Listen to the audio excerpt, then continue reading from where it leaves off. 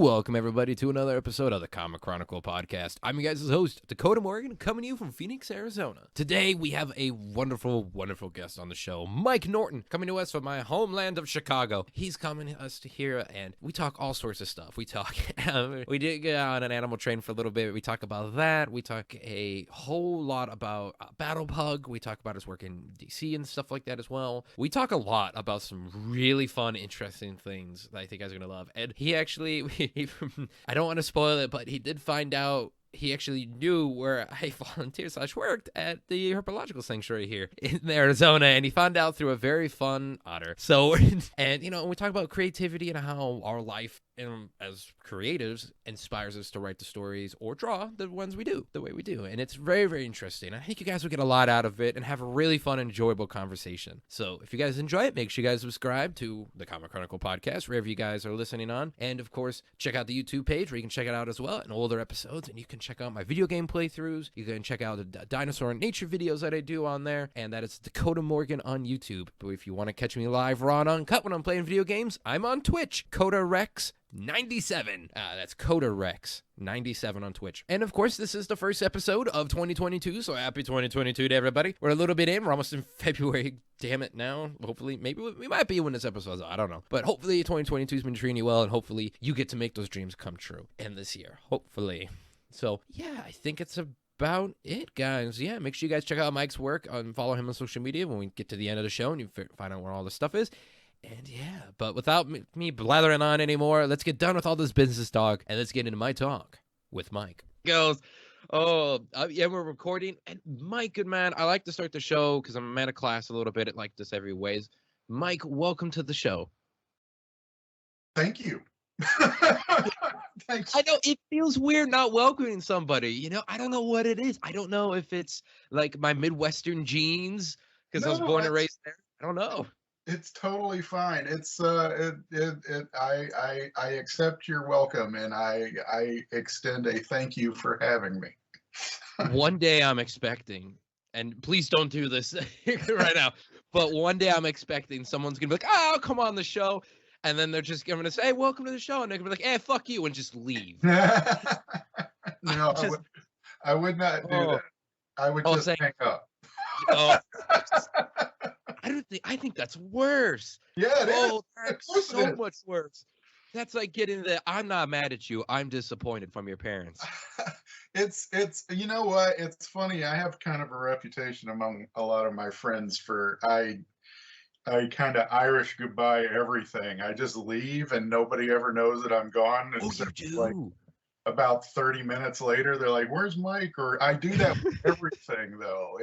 And it's really more of insecurity on my part. It's not a, "Hey, screw you guys." It's more of like, I don't want to deal with saying goodbye to everybody. It's really uncomfortable. I gotta be like this social interaction. If I just poof ninja vanish, I don't have to deal with this. And they know I'm like this. Yeah. So Yeah, we should make it clear. I think that's why everybody does an Irish goodbye. It's because they just get. It's not a mad or an angry thing, or it's nothing personal at all. It's usually like, I don't know how to say goodbye. Someone's gonna leave.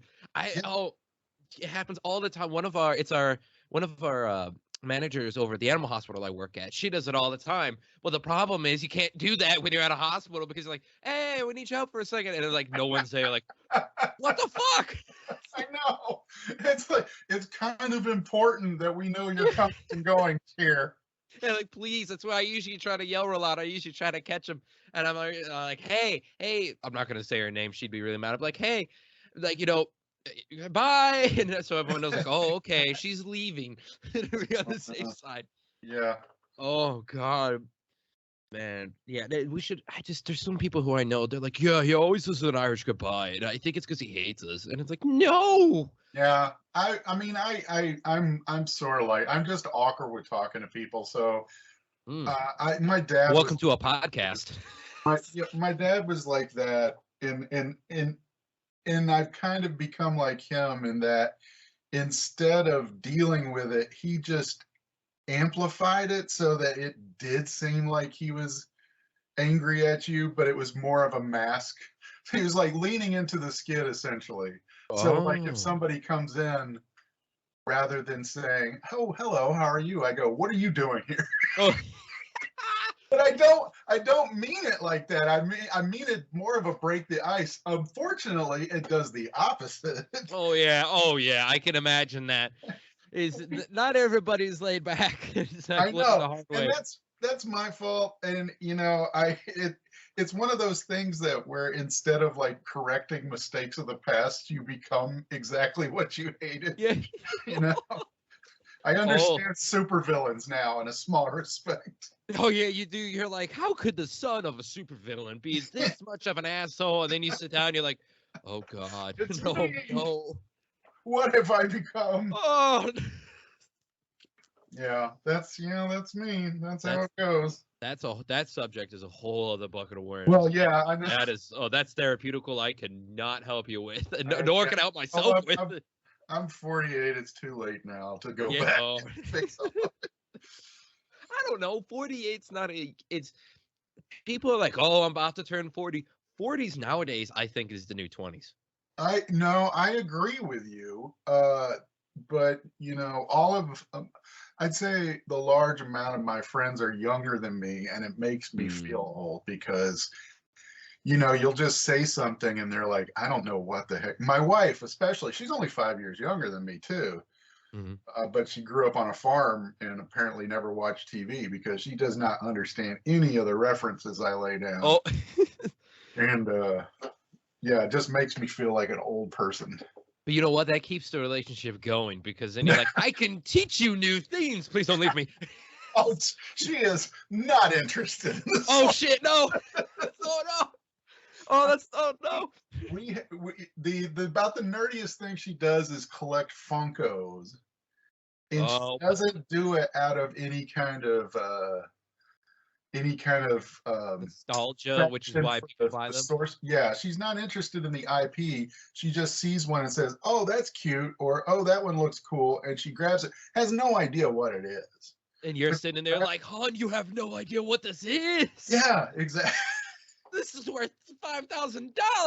Well, that's the other part is that she doesn't really buy them. She kind of rents them because she keeps them and then she looks at them for a while and then she says, I'm tired of this one. And she makes room for a new one and just sells it on eBay. So it's a very strange relationship she has with collecting. I've never heard of renting toys, and I That's what absolutely love it. it's what essentially she does. Yeah, she buys it, but I never get attached to anything she buys. Oh my It's God, gonna get flipped. It's gonna get flipped on eBay at some point. that sounds so sad. It's, I it's don't get attached to collectibles anymore. well, you know what? It keeps me from ever being on Hoarders, so that's good. Oh, that, yeah. Especially with Funkos. Yeah, I'm thinking about it now. I'm like, oh, especially with Funkos, because I'm like, you know what? Years ago, I decided I'll buy a couple of them for the IPs that you don't really get a toy of, Sure, like Men in Black, right? sure, You know, sure. all that jazz like that. Well, I'm looking at a shelf over here. My girlfriend, I love her to death. We got her collection on there too. So we Yep. got we got a whole giant shelf, and Hmm. then if we put all of them out, you could make 6. Yeah, It's sure. like, oh no, like we got comics, of course. We got video game stuff, Star Wars, and then Mhm. we have some Polly Pocket. It's Really? like, yeah, oh yeah. We got Sailor Moon. Yeah, Sailor Moon is sitting next to Michael Fassbender Magneto as I speak. yeah. Well, they gotta get to go know each other. Oh yeah. Live in harmony. That's a fan art right there though. That'd be amazing. I'm sure it's on DeviantArt somewhere. Oh, probably. That is, you know what? I'm gonna go out there and say it. I like DeviantArt more than Reddit. I don't understand Reddit. So again, that's my old man. Oh, DeviantArt, at least there's pictures that I can find fairly easy. Whether or not I want to see them, another thing. But Reddit it's too much like old message boards for me. A lot of digging. yeah, and there's a lot of hate on there too. That's the other Oh thing yeah, about it. sure. I'm not into that anymore. No, not anymore. Instead of what younger Mike was. I was really into it. When you're young, especially because I mean, I grew up as the internet was developing. I mean, a lot of people, you know, they're born and it's like already made for them. And when it starts out, you're like, oh yeah, I have to tell everybody what I think, no matter what they think. And so Well, I grew up in the primordial ooze of hatred on the internet, and now I can't understand the depths of which it's gone to now. nobody ever came. I want like that's gonna be a comic. I think that would be amazing. It'd be a great movie, but I think like if you do a comic book on the internet, just on the internet, like it Mhm. being made and then what it evolved into, Oh, you sure. would Yeah. sell. You would sell. And the movie, a documentary would just sell. Yeah, it would be I would I'm just thinking as a creator, it'd be kind of hard to format, to organize into something entertaining. It's like the internet. It's just a thousand things, a million things just hitting you at True. one point. It would be a little bit of positive and then a lot of depressing. It would be HBO's Chernobyl. You get a little bit of good shit, but you just Yeah, hate yourself throughout the whole show. yeah, absolutely. Oh God. Oh God. I kind of relate to you though on the sense of like all your friends being younger, Hmm. but I have the opposite effect. I'm only 24, but I've been aged exponentially working in the arts and film, comics, and also working in the animal field. Uh, Hmm. but a lot of my friends, most of them, I'd say a good 95% are 10 years older than me at Right. least. I've And had I that like that. experience. No, go ahead. Oh no, I was saying I like that. You go ahead. I was just saying I enjoy it because I No, think I did enjoy it too. Like when I was younger, when I got out of school and I was working in advertising, almost everybody was older than me. And I enjoyed it because it made me feel the age I thought I was. I always feel like I'm younger than everybody because I just really. feel like I don't know anything. Oh, I I can sit by and let the experts take over. And now I am I don't feel like I know anymore, so I'm kind of like the clueless old man, like I'm like Abraham Simpson, you just don't know. You're just like, what is Yeah, this? just yelling at things Oh. I don't understand. Before it was like, okay, I'm not supposed to know anything because I'm the young guy. And now it's like there's no excuse. Yeah, see, at least you have that. I'm just young and I still don't know a lot of shit. I don't even have a TikTok, and people look at me like, "How do you not have that?" It's like, Oh "Wha- man, what? I I think mean, my girlfriend shows me TikToks. That's how I get it anymore. I don't know. I love TikTok. I think it's extremely entertaining. One day, I yeah, don't understand half of what I see, but that's then the problem too. I yeah, just look like I don't know. This all seems like I'm in early 2000s Japan. It's all very oh foreign to yeah, it me. is very Japanese. It does feel like something that I'm only understanding half of because of a language barrier. Yes. Oh yes. Hmm. But that's And it, fine. It every once in a while I'll see a cute puppy or something that makes me laugh uncontrollably, so it's all worth it. It's for free, so I mean, it's not like I have an account where I'm making these things. yeah. Mine has been Instagram though. Mine's a good mixture of comic books, film, and animals. And every now and then, like I'll be watching it late in bed with my girlfriend. I'm scrolling through, and it will be some like because when I mean animals, folks listening know, but it's like I work in exotic fields, like I work at a wildlife preserve and stuff like that. Like Oh, I'm a croc keeper in a way, and so as well as keeper of many other things, and at the hospital. So I get exotic animals. uh-huh. So it would be like all of a sudden, like, oh, look at the antelope, and then bam, a lion gets it, or something like, Oh, and you're like, right, yeah. yeah. And so I'm like, or a big gazelle technically. So it'd be one of those running, and she's like, oh, that's cute, and then it would just like out of nowhere, one of them would get it, and it's like, holy shit, and like, yeah, well, I'm like, this is nature. And it's just like I gotta go to bed. It's the unfortunate side of nature, yeah. Yeah. I Oh, watch a have you lot of ever heard of the? Oh, you too? Yeah, I don't like the feeding and stuff, but I do Mm. like what you do. I watch a lot of like nature preserve people, and basically them showing you their animals and stuff. I think there's like a herpetarium in Arizona, but for some reason the keeper has like a otter as a like it belongs to the sanctuary, but it lives with her or something like that. So this is a fun little moment here of crossover because that's the one I work at. Oh, really? Yes, it is. Are you The herpetological kidding sanctuary. me? No, I'm not kidding you. You're That famous is the by one. proxy then. Yeah. I'm a genuine fan. Really? Yes. I love that otter. What's his name? His name's Mr. Chow. Mr. Chow, that's it. Yeah. I'm a big fan of that otter.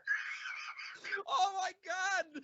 The likelihood is insane. I love it. I love that otter. I love him. And I love all the other little, like I've seen like Gila monsters and stuff on there. Yep. That's awesome. That's great. Yeah. Oh, Mr. Chow is the best. Yeah, he seems like he seems like a very opinionated little otter. He is. If you pass the test, the first 5 minutes he's sniffing you. If he shits on you or / pees on you, he'll never like you. Oh, wow. He never did that to me, and he loves me to hug him.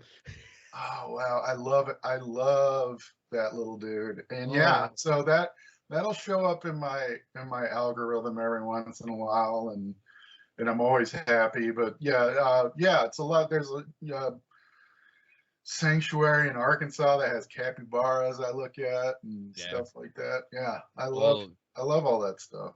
Dude, it helps so much as a creative. It really does. And being one of their croc keepers now too over there is just because there's like 50 of them, I think, if I remember correctly, 40 to 50. And that's a lot. Yeah. Oh yeah. Oh yeah. And we have babies, teenagers, and ones who break 14 feet long. Do you get bit? I have not gotten bit by a croc yet. Any crocs or gators? No, not. I've come close, but that's a day one thing. Is if you don't come close on day one, then I don't know what you're doing. You ain't doing it right. Like, have I almost lost a leg? Yeah. Wow. Yeah. An arm? Yeah. But then like we have, I shit you not. There's actually a thing on TikTok. One of our the Herpin Hippie, the Venom Keeper, actually at that preserve, he actually runs a YouTube channel and actually has a TikTok where, because he has like over 100 venomous snakes from like king cobras and shit, and he runs a thing too. So this is like worlds combining. That's so wild. That's crazy. Because it's sort of like my back in my head dream job that I always want. Like I was as a kid, I mean, like two things that I love is drawing and animals, and there were a couple of like I love playing guitar, but I'm not that great at it. It's not as natural as the other two to me. And I really had a dalliance with like becoming a vet when I was a kid until I realized how much math and science was involved. And money. Don't forget about that. Yeah. Well, you're never thinking about money when you're a kid. That is true. And I was like, oh, this is like being a doctor. I can't do that. Then the sudden realization of, oh God, no. Yeah, it's like it's a doctor. Yeah, that's the thing I can't be. Yeah, because I'm not smart. I like to draw. So I mean, you could do both. You never know. Yeah, I went the other way. Oh, it ain't anything to. I do both. Let me tell you, there is no such thing as sleep. There is none.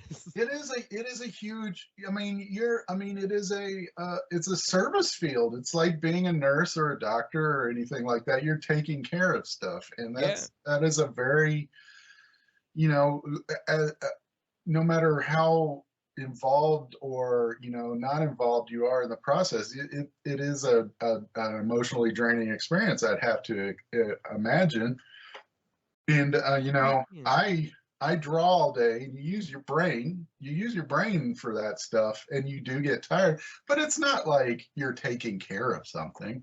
You know, that's a whole nother thing. That's like having children. That's like you ask any mother how their day was and see if they aren't exhausted. You know, It's fair. It is. I mean, yeah, there is that. There is the emotional draining days. I'll admit it. You have them, especially doing work also at an exotic hospital. yeah, sure. I was about to say a story that I cannot say technically, but I will say off air later. Because of legal issues. But I mean, like you see some crazy ass shit, and like you really do. Yeah. You never know what's gonna walk in your door, and especially working ERs like I have been recently, like a crazy ass. Mhm. And it is that. But I mean, I've talked about it on the show before, but I think because I write comics for SGGS and whatnot, an indie comic book company upcoming, like I write 7 different comic books, right? That's Plus a to this lot. podcast. Oh yeah, it is. That's Oh, like it is. level like amount of writing. He writes about that much stuff on any given.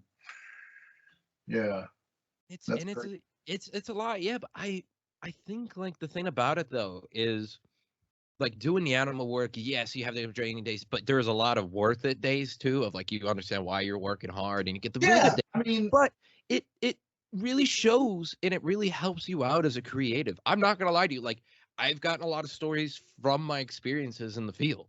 Like yeah, it's nuts. I completely I mean, this I I have a book called Battle Pug. I understand. That's true. You do. It's I it, you know, they left my life a year ago, but those 2 guys, my little guys, uh,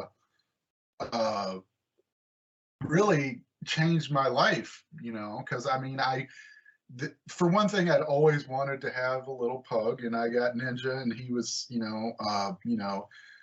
I didn't. I've had dogs all my life. I love animals, and I've had dogs all my life, and for some reason, he was like a son to me, Mhm. and uh, and when I came time for me to make my own comics, I had always been hired to make comics. I've always been a hired gun, and when I decided to do my own thing, the first thing that popped into my head was something that had to do with him.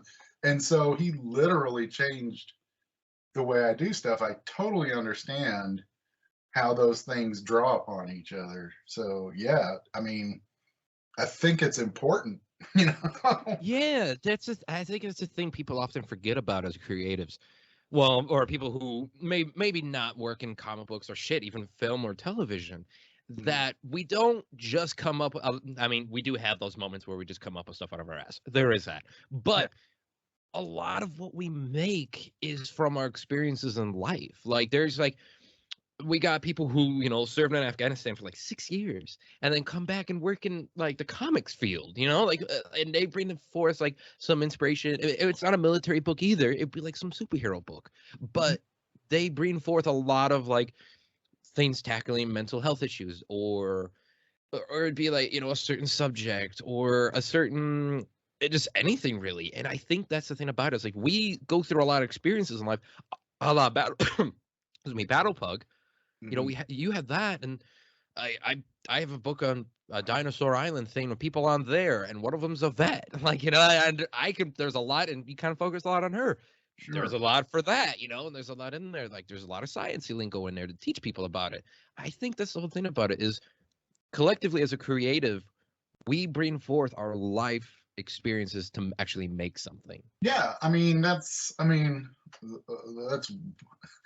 a lot of ways for people like us, that is what life experiences are for. Yeah. Oh, it's like otherwise it's all academic. You're just, I mean, and I try to remind myself of that too, because I don't like to go out that much, I don't. Oh, we've already talked about how much I try to get away from social interaction, but I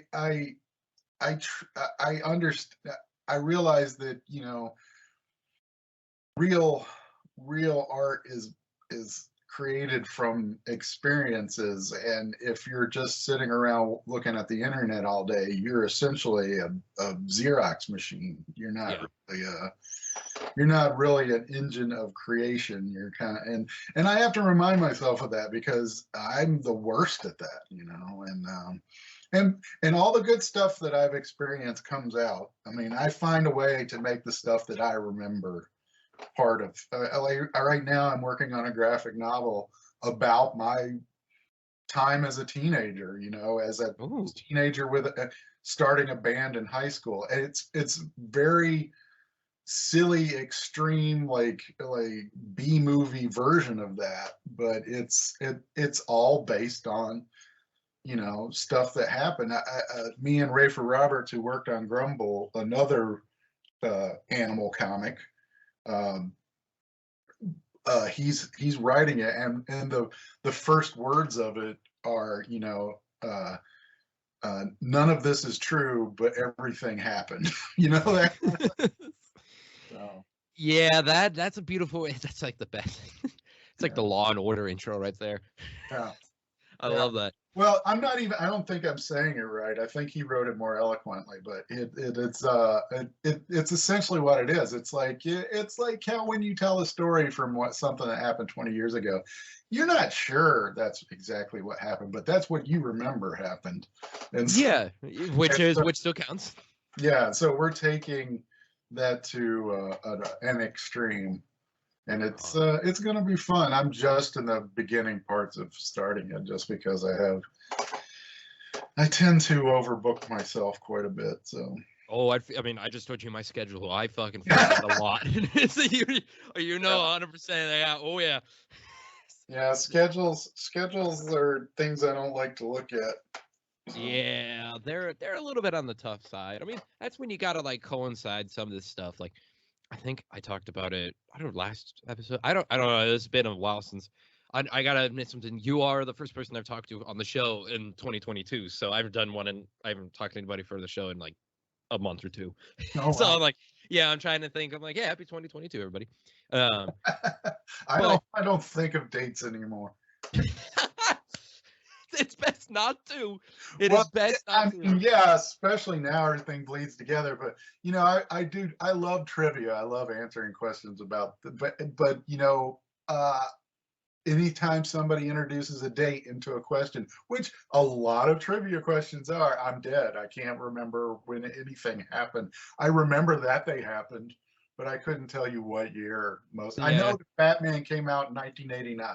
I remember that because it was a big deal. I like how you go straight to Batman 89. I just love that. Batman 89 is a touchstone for me. I remember that, and I remember Star Wars coming out, and I only remember that in hindsight. I never did until. You know what helps me remember is that my wife was born the year that Star Wars came out. I don't know if she's around or she might listen to this, but the fact that you put her third behind Star Wars and Batman, she might be a little bit mad. I used to tell her that I used to have a cat named Kenny who I saved. I found him in a parking lot. He'd been shot through the ear. Oh shit. Yeah, and so I took him in. I wrapped up his ear. I took him to the vet, and so I named him Kenny because he had almost died. And God, that is amazing. He lived with me for like 14 years, and then when I met my wife in Chicago, she hated Kenny. No. And I was like, well, I've known him longer than you. So, oh, you chose the cat. Yeah, well, I mean, she lived. I mean, she lived through it. She's and now we have a different cat, and she loves him. But yeah, so. You know what I think about that? I think you won, Mike. That's what I hear. I feel very. Whenever I adopt an animal, it's you have these people that get an animal and then they're like. Oh, this is not working out for us. We have to take them back and stuff like that. I feel like you can't do that with a kid, and if you do, that kid like ends up like years of therapy and trying to figure out who they are and stuff like that. And he's on the FBI's most wanted list. It's a whole thing and a half. Yeah. But so whenever if I pick an animal, I'm sticking with it through the end. And I appreciate that a lot. That I is, mean, you have no idea it how does. often I hear the opposite. You really don't. Yeah, sure. At a hospital, sure, they just drop shit off all the time. I bet there. Oh, So even at the herpetological sanctuary too, that you know about, like, because we take animal surrenders a lot of time. That's where we get a lot right. of our non-venomous. We get bearded dragons, and we got also a lot of tortoises and shit, and like yeah, and iguanas and all sorts of other jazz. Like, I just wasn't feeling it anymore. Like, Yeah. what? Yeah. Yeah. I mean, Oh, it's a lot to take care of a lizard. Especially, like I have a friend who I babysit their bearded dragon sriracha. mm. It he it's a whole thing in Chicago. Like you got to have like a special room that's warmer all the time, Oh and yeah. and Oh, there's a whole to do with feeding them and stuff like that. And he's still pretty cool. He looks at me angry when I don't do things exactly right, but bearded dragons are sassy sons of bitches, man. he's Oh my he's god. he's cool. But yeah, he, he he does he does give me grief if I don't put his food exactly where he wants it. Them guys are super villains in a cartoon from Yeah, Pixar. They really are. They're gonna be the villain. They're gonna be like, yeah, I like him a lot, but Oh, I was like, you don't have enough brain cells to be giving me grief. oh, but they do. Oh, they do. You're not even in your original country of like bearded dragon. Go back to Australia. You There. don't know, Oh, you don't know anything about anything. we were. The best part about it was like God, we were working on a bearded dragon at the hospital, and one of the doctors from Australia was in, and she was talking, and it was sick, and she's like, she's got kind of an Australian accent, and she said, the biggest mistake is that we should never have let them left the motherland. I'm like, what? She's like, Australia, they left the motherland, and they all need to go back because that's why they're all getting sick. I'm like, really? Like the motherland's Australia? And she's like, yeah. I'm like, don't ever meet anybody Russian. you're gonna be in trouble.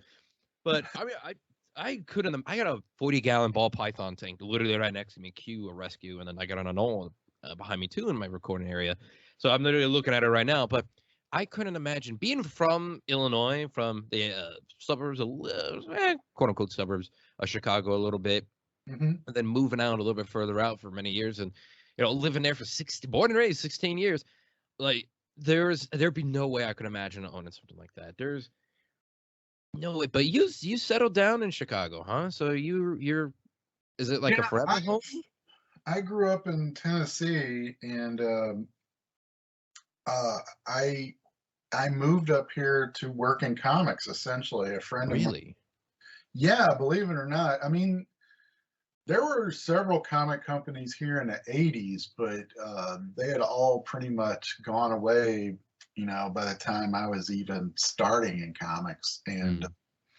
a friend of mine maxed out his credit cards and sort of low key conned Hasbro into giving him the license to G.I. Joe. Oh my And God! so he brought back G.I. Joe in the early 2000s, and I was Wow. like the only person, I guess, that he knew that had actually made comics for money. And so he hired me to be the art director for his company.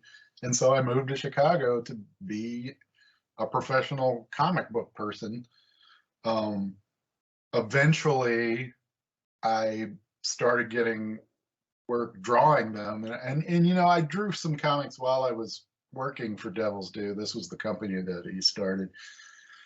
And but I wanted to draw comics all the time. I didn't want to be, essentially doing all the production work for, even though I, everybody that worked there, except for the person that started the company, I love and still talk to. So, uh, um, so it was very important to me, that part of my life, but I wanted to draw comics. I didn't want to, put logos on books and stuff like that. So I ended up, going freelance. But I still love the city. I took me till I was 30 years old. I was like 26 or something when I moved up here. So, Oh and shoot. yeah, So I'd lived all my life in the South, and I thought probably I'd always live there. And a city like Chicago was like outside of my mindscape. I was like, "No, I'm gonna die if I go up there." Yeah, that cold up there. Oh, Yeah, the so city. Like, oh, I'm gonna get shot. That's always what I ever hear when I tell people. I'm from Illinois, like yeah, outside the city, and they're like, "Oh, you're gonna get you go. Oh, you must have got shot." I'm like, Yes, but not because I was in the city." well, that was the thing. Everybody was asking me that, and I was like, "I'm from Memphis." I, I Guns ain't like no stranger. somebody else in Memphis was telling me about how dangerous it was going to be, and literally 2 days after that, my car got broken into in Memphis, and I was like, "Are you kidding me? Why would I be scared of Chicago?" Oh, well, they carry guns. Well, that ain't a problem around here. Yeah, that's the thing. It's like, so You know what? I think definitely if I ever could, if I ever could move back and work on, I mean, I don't know, if I could move back to Illinois and still work, I mean, I could definitely still work in comics, but move to the city and work at like Brookfield Zoo and still do comics on this podcast. I think that would be beautiful. yeah. That would be an amazing time. Yeah, yeah. I like Brookfield. It's not it's not the best zoo I've ever been to, but it's respectable, I actually like it a lot more than Lincoln Park. Yeah. Yeah. Oh, I've just outed myself and never getting a job there now. God damn it. Oops. Well, oh man, when I first moved up here and went to Lincoln Park Zoo, it was the most depressing zoo I'd seen because they still had tigers in the cages, and I was like, I saw a tiger just pacing a path in his little enclosure. I was like, this is sad. I feel this ain't good. Well, we got to think too. People don't often give it credit. I think behind New York City, it is the most beautiful city in the United States. Chicago? Yes. Oh, I agree. I prefer Chicago to New York. I've been to New York several times. I have many friends that live there, but New York I am always on high alert. Now, it's not because I'm scared of everybody, but it's just like everything, as soon as you get off the airplane, everything is intense in New York. That is true. I'm never relaxing when I'm in New York. As like you feel like a foreigner in a different country. Like everyone else there is like, "Oh, how you doing?" And then you're like, "Oh God." Yeah, and it probably is all me because people live there happily all the time. But yeah, I mean, I love to visit New York, but I would not live there. I have, like I said, I have tons of friends that live there, and but it's just not for me. No, not at all. Like that's the thing. I mean, are you in the suburbs of the city, or are you kind of closer to downtown? I'm in the city proper. I'm up on the northwest side. I'm in Albany Park. My studio is like walking distance from Wrigley. So. Oh wow. Yeah, so I'm still a North Sider, but I've never lived outside of the city. So. No. Oh. How's it been treating there up there right now for you? Like, has it been? I still got a few of my best friends still live in Illinois, but they're further out from the city. Well, not too further out, but still further out. But so how's it been treating you in there? I love it. Yeah. I'm not like when I moved up here the first time it snowed, I was out dancing in it and going crazy because it just doesn't do that down where I'm from. And so I'm going on. So this is my 21st year here, and I'm over it. I'm over the snow actually affecting my day-to-day. Like I have to actually prepare to go out, and I have to do things to go places. That's something I don't. Also in the South, there's plenty of free parking. Is it really? That's what my old buddy from high school used to say. Memphis's slogan should just be plenty of free parking. That's how you get people to go there. That's how you definitely get people to go. Yeah. Oh, I mean, you know what though? I see the problem is like we got to find that in between. Yeah. because they're coming to Phoenix. When I moved to Phoenix, like I've been here now 8 years. I don't know how I feel about it. 8, maybe 9 years now. Shit. But the thing is, like, yeah, wintertime's great. It's nice. It's kind of chilly. It gets a little bit warm. You don't have to deal with the snow. But then your 6 months out of the year that you replace with snow, you replace it with heat. Yeah. And the problem is like if that AC goes out, you're just dead. You're The dead. snow and the cold, you can survive a little bit longer. You can bundle up. When your house, you're not an oven. Yeah. It's just game over. And then the amount of times like heat stroke, like I've gotten heat stroke luckily only one time in my life here, when I was working at the Phoenix Zoo. That's one time too many. Yeah, I was talking about getting ice cream and I just collapsed apparently at work. Yeah. And my coworkers thought I died, and they're like, "We thought your body finally gave out." And I'm like, "Well, I would have thought the same thing. Don't worry." Yeah. The target zone for heat stroke is 0. Yes, it is. You don't want any heat strokes. I've fallen out from heat stuff before. I've never frozen to death. Exactly. I've never gotten hypothermia. No, there's no such like. I still have all my limbs. Yeah. They turned purple at one point, but I've never. The heat and like just not being able to breathe the air around you because it's just so. Dry heat. Yeah, it's dry heat, and you're just like, I can't go anywhere. So people are like, oh, you get to go outside. And on like the wintertime in the Midwest, I'm like, yeah, you're full of shit. You go outside, and in the summertime, you're gonna melt. You're gonna get burned, and you're gonna sweat to death. Yeah. I don't know what are you talking about here? Like you can't even get in your car. Yeah, because you're gonna burn. I have seen people get 30-degree burns from their goddamn cars. Wow, that's so crazy. Hot. No, I've never even heard of that. That's wild. Oh, it's you can make sure like your shoes start melting at a certain point if you wear shitty shoes on the sidewalks. Like I'm like, this is like I died and went to hell. This is exactly what happened. Like it's just so, and then now it's because of earth issues. Now it's coming up to like summer times are like 120 something. Wow, that's insane. That shouldn't be happening. No. It's like, did you ever see either the little clip of it or from King of the Hill, or that episode where when they go to Phoenix? No, I have not. They're like, the numbers shouldn't be this high. Yeah. And they're like, the city shouldn't exist because it read 115 degrees. And they're like, this is a monument to man's sins. Yeah, really. I've been to Phoenix a couple of times, and it was never comfortable, like physically, while I was there. No, God, no. Wintertime is okay. Fall time's not too bad, but that's spring and summer. It's over.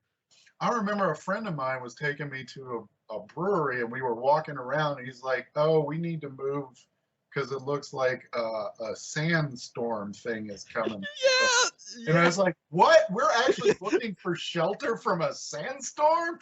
What Mad Max world is this shit?" Yeah, I know. It's like, this is a strip mall, dude. Why are you looking for shelter from a sandstorm? It's true. You sit there and you're like, what fucking world have I entered? Yeah, this like, is what is this? This isn't a place where people live. I remember it was my first year here, and I shit you not, Mike, it was a bad sandstorm coming in. Like, you saw the wall coming, and there was storm too. So it was like there was lightning, and I was like, what have I done? Yeah, that is the day that you decide to move back.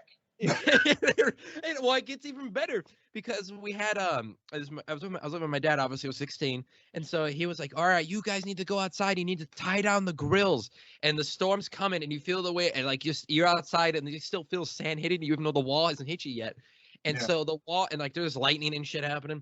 And so we get some bungee cords, and we have to tie down our grills and propane tanks to the fence so they don't blow away. And so what we did is we got lawn sleeves on. We had some of our hoodies. We had some ski goggles on, my sister and I did, and we wrapped ourselves in a scarf and wore some gloves. Like, we looked like we were going into a Fallout world. Yeah. And we ran outside, and we're like, oh, my God. And it was like getting anything. It was nuts. And so we're tying down propane tanks. Like, the grill was trying to blow out of my hands. And it was like, oh, my God, because it was one of, like, the, like, smaller ones. But it was just like how grandma telling my sister, hold it down. And we're punching and down. And meanwhile, we just look like we're in like a war zone. And like, it's in my eyes. It's in my goggles. It was hell. Yeah, that's crazy. Yeah. Oh, man. And I guess it's the same as, walking the dog up here in February, but I know. I don't know. yeah, I'm not I getting missed the pelted blizzards. in the face by ice bricks or anything like that. No, sand hurts way more when it's blowing at you than fucking snow. Yeah. Oh. But you know what, man? It inspires us to write great comics. And draw too. Like, I think it does. The thing about that stuff is, if you're writing a story, I can write a story about something exactly that happened in my life, something like that, and somebody will read it and they'll go, "This is a little too ridiculous." It's like, you're gonna have to ground this a little more. That's what I'm telling the story just now, and I'm like, how many fucking listeners are gonna think I'm lying? Like, what is? I understand it completely. Like, I tell people stories of my life, and they're like, "You're full of shit." I'm like, "No." Yeah. So I mean, it could work. It could work in like any kind of genre storytelling, but then you run the risk of like what we were just saying. This sounds like Mad Max, and I'm like, no, it really happened, man. Yeah, it did. Like, what? It's like, you gotta worry about things like that. It's like, yeah, okay, all right, Outback. Right. Oh God, it's like the one time a Navy SEAL kicked me in the back, dude, because I was at a boot camp training thing when I was a younger kid, and people don't believe that ever happened because it was a ship evacuation drill, and it was like, people are like, huh? Just kicked you into the water?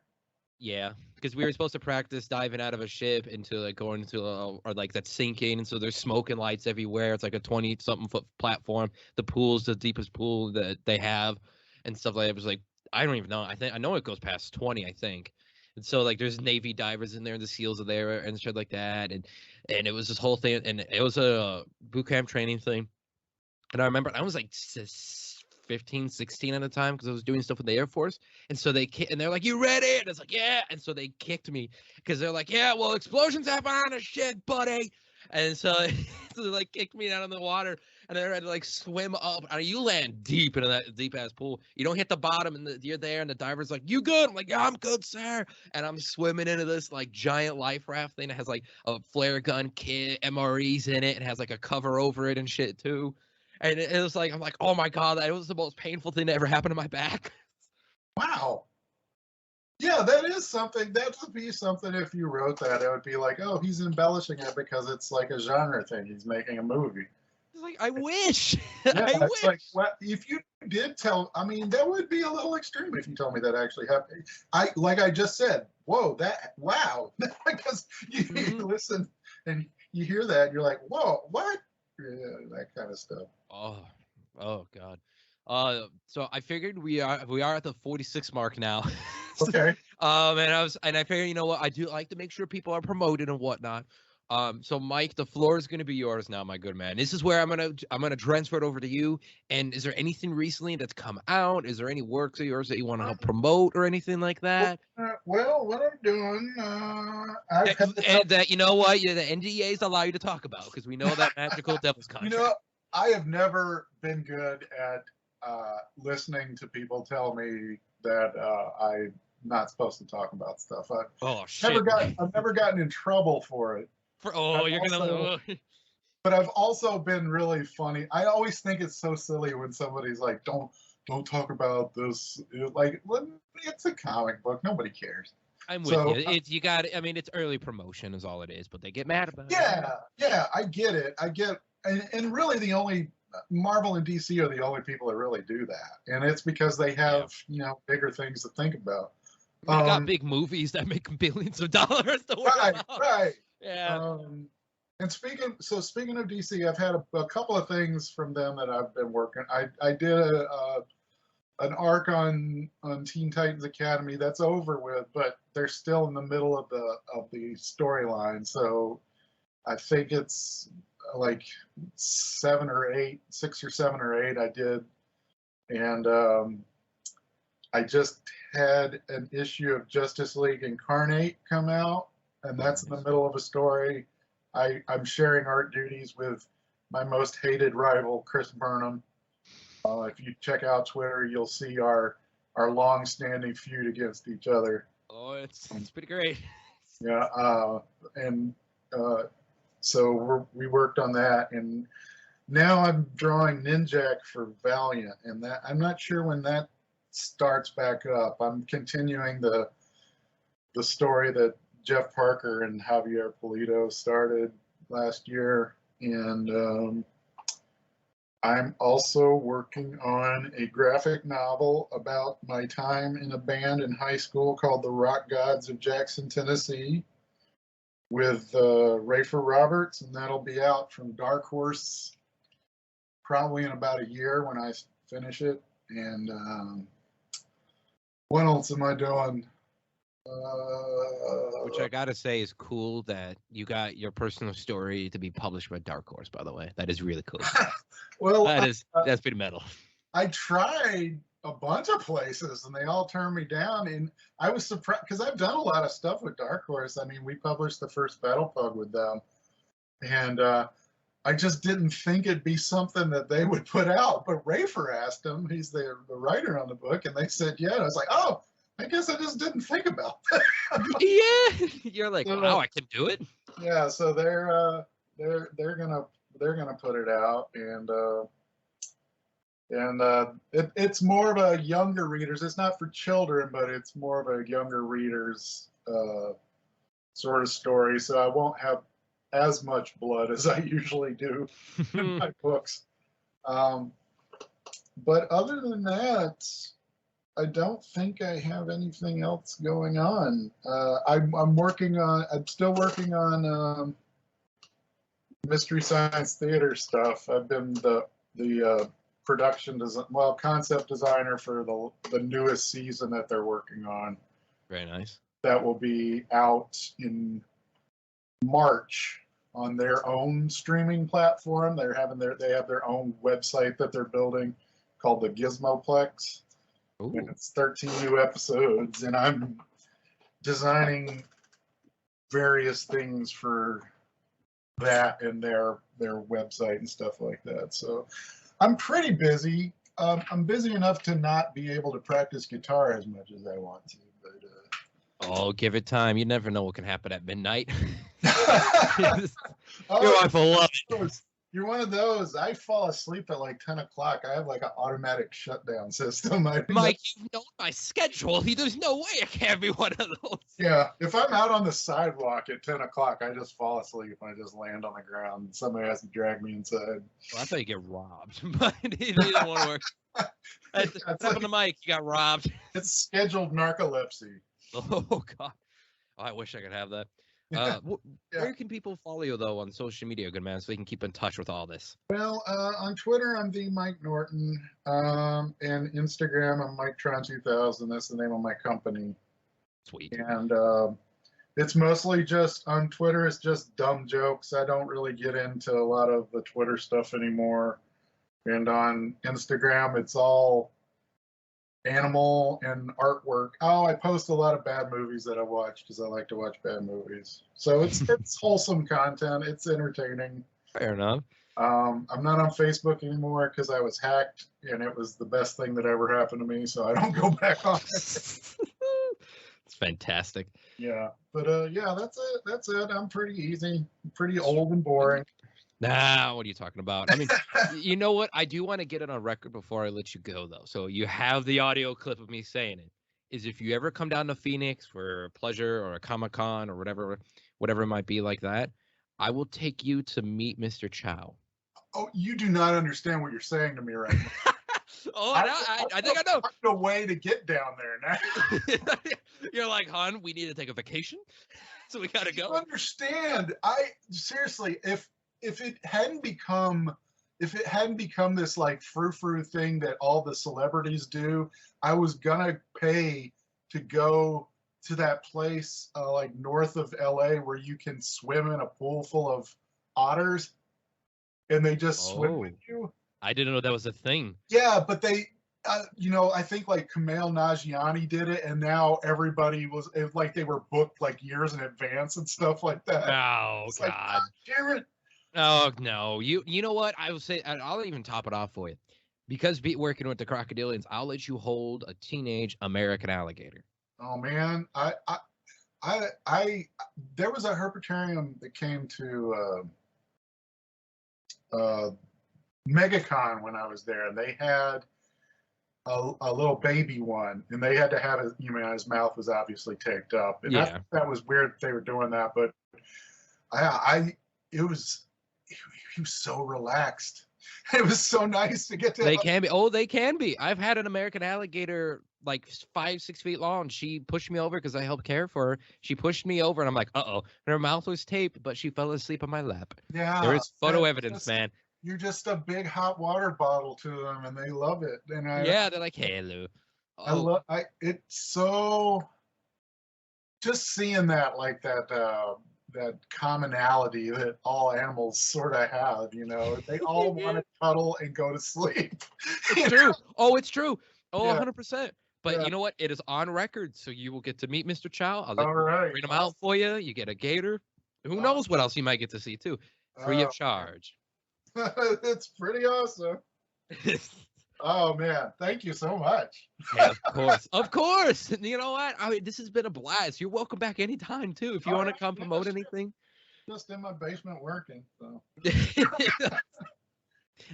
I'm in my room working, so here we are. Yep. All right. Well, I'm gonna let you go, Mike. You have yourself a wonderful rest of the day. All right. Thank you so much for coming on. No, thank you for having me. This has been very nice. I've had a lot of fun. Yeah. and look, now in the future, you have a full celebrity meetup now. Yeah, Whenever you want. I totally am excited. All righty, Mike. You have a good one. Okay. Yeah, you too. You too. Thanks. Bye. Bye.